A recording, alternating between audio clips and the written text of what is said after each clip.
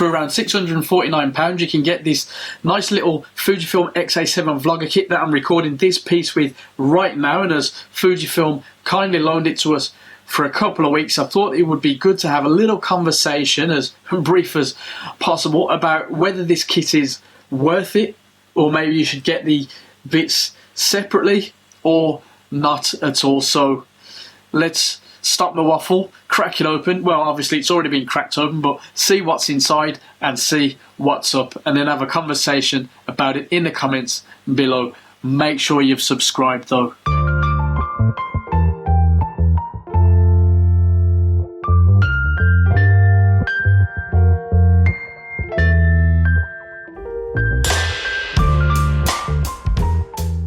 Most importantly, we've got the Fujifilm X-A7 body with that nice 24.2 megapixel CMOS APS-C sensor, 4K recording, 3.5 inch flexible, fully articulated touchscreen. We've gone into it in more detail, so we'll stop there just to keep this brief. If you've watched the video about this and other videos that are out there, you already know what it's capable of. Maybe you get the XC15-45 lens, which we looked at with the previous model of the XA7, the XA5 out in Amsterdam and in London. I think it was specifically for the lens itself. I still enjoy this lens, give or take a few understandable shortcomings. This isn't one to ignore. Then we've got the Rode VideoMic Go. I'm curious to see how I feel about this with the XA7. I use the Rode Wireless Go a lot these days, but there's definite advantages to this kind of mic, so let's see how we get on with this. I do have a video comparing this with the Wireless Go on my Fuji X-T3s, but in this instance we're looking at it with the XA7. No self-respecting, or maybe that's not the right phrase, vlogger is complete without a Joby Gorillapod or something like it. And of course, Joby are the absolute masters of these super flexible tripods. I own one myself, but this is quite a snazzy little one, which is weight limit wise more than enough for the XA7 setup. You could possibly even get away with a heavier lens once you've upgraded this kit. Last but not least, Fujifilm do throw in a 16 gig SD card. More or less, to buy each item individually would cost at the moment around £50 more. In fact, I did see, I think it was on Amazon, that they had a body with the lens for more than this whole kit. So, you know, is this a good little buy? Apparently, this is what vlogging is about, just randomly walking around and making a video like this. No digital image stabilization. Literally just walking with the thing as outstretched as I possibly can at the widest, with all the usual background noise. And now let's see if we can get anything akin to a decent shot. The sun is definitely not helping. Looks like we're going to do a little bit of a bit from this viewpoint. So there we go. I think I don't have a monitor for the audio on the screen. I wonder if I can get that up.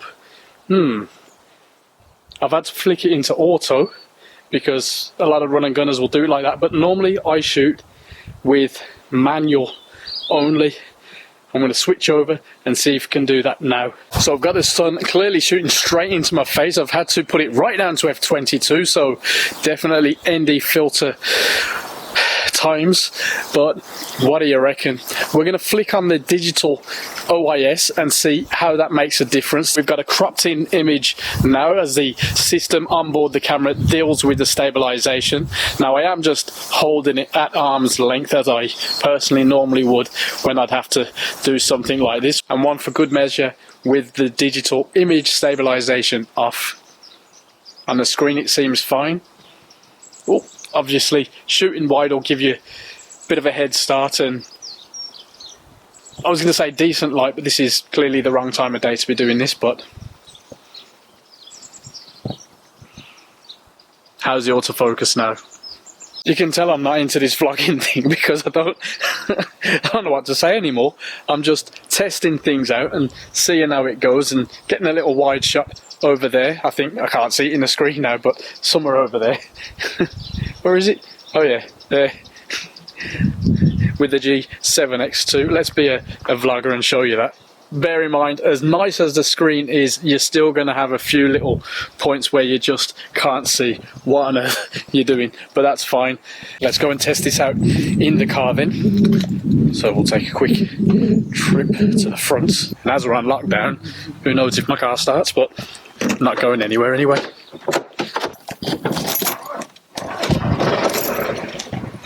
Almost.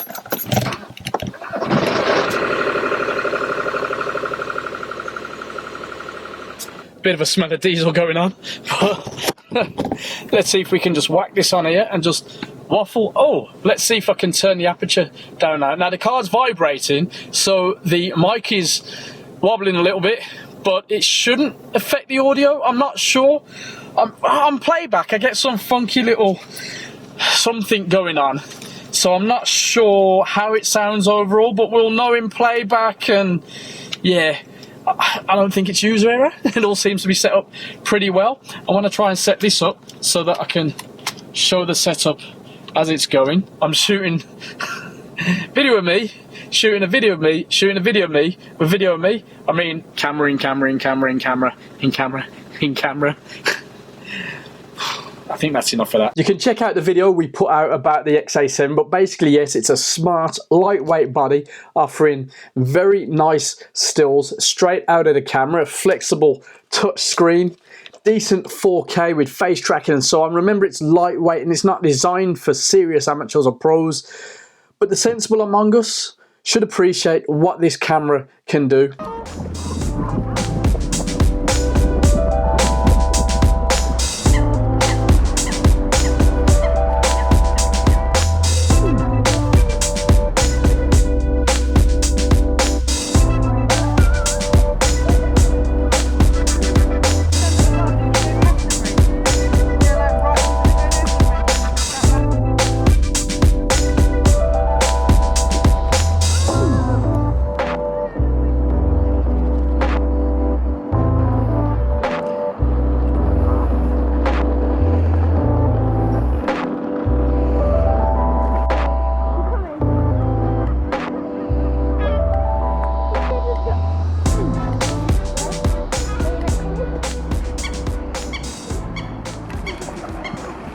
I was happy to see a proper time-lapse mode is included now, so we can have that completed video file right there and then without having to put the stills into the computer and produce the video file yourself. Much better Fujifilm. I mentioned it on the XA7 video, but again, thank you.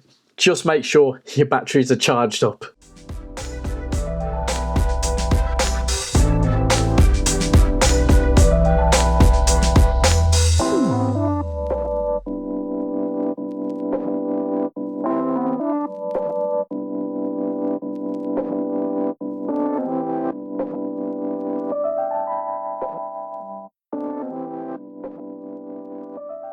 The lens works absolutely fine as a vlogger lens. It's relatively wide, though even wider would be even better.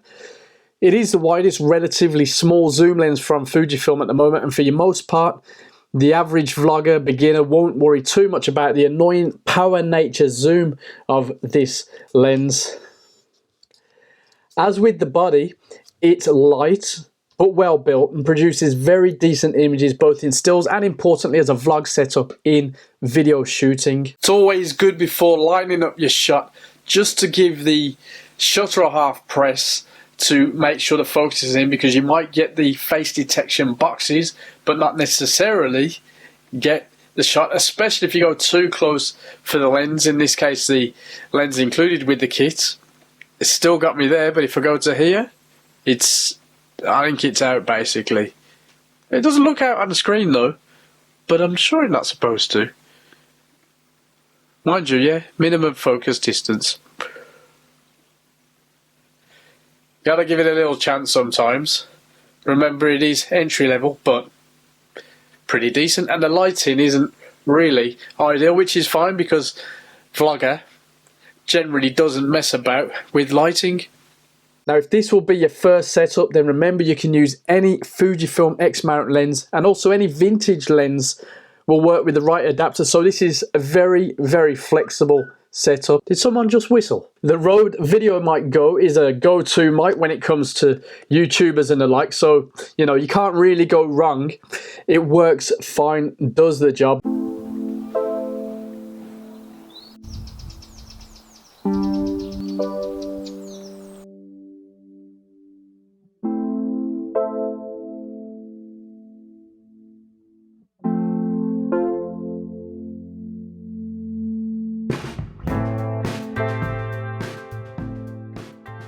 The audio is decent from this camera. Clearly it's not a pro setup, and it's not meant to be for fun vlogs, family stuff, travel, etc. There's no real major negatives. The Joby Gorillapod is a very capable lightweight tripod that can be wrapped around table legs, relatively thin fence posts, and help you get some real nice shots out and about, as well as sat on your tabletop shooting yourself like I am now, or sticking the camera out in front of your face, as is very common for run and gun vlog types. Don't look at the screen as well, look at the lens. I mean, I know that, but currently, because I'm testing this setup,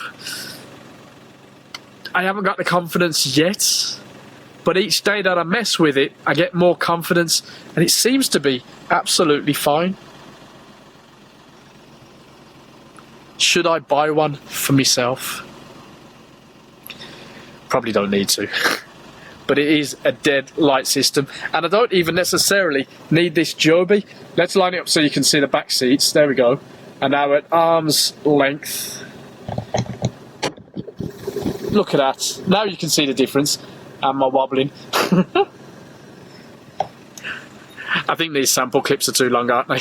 And then you've got the SD card. Well, it is what it is. You can get them even cheaper than the rest of this kit, but it's good that they include it. You've got everything you need to get started. No faff, no real letdown. You're good to go, which is the point. Run and gun. £649 to get you going. Cheaper as a vlogger kit than the body and lens combo itself on Amazon, at least at the time of recording. Of course, there's other options out there, and yes, it's not an X-trans sensor, but this body wasn't really designed for that kind of fan.